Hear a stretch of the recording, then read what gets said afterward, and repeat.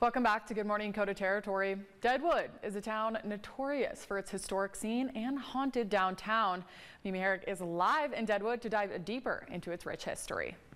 Thank you, Kate. Good morning, Coda Territory. I am joined with Susan Dianello of U.S. Ghost Adventures, and we're going to be talking about the Bullock Hotel behind us here. Can you tell me a little bit about the history and what entities might be haunting it? Yes, the Bullock Hotel was built in 1896, and the proprietor, Seth Bullock, who was the first sheriff here in Deadwood, is said to haunt it quite regularly. A lot of different ghost stories. They're my favorite spot and location because they're really fun stories. Yeah, and could you tell me one of those stories? Oh, sure, I'd be glad to.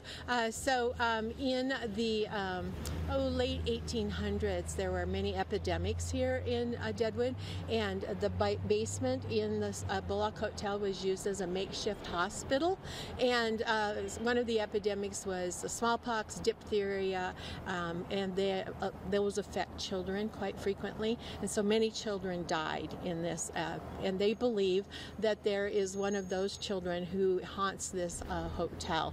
They've named her. Her name is Sarah, and the basement now is called the cellar, Seth's cellar, and they have parties there, and oftentimes they see Sarah. And one of the stories is some women were blowing up balloons. They had helium in them, and so the balloons were going up to the ceiling, which isn't very high in the basement, and all of a sudden they heard this giggling voice of what they believed was a little girl, and they looked up and all the balloons were being pulled down one at a time as they watched this or heard this giggling sound go across.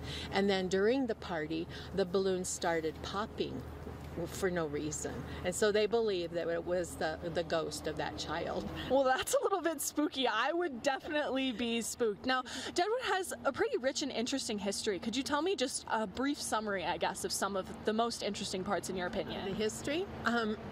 Well, Deadwood started as a gold rush in 1876.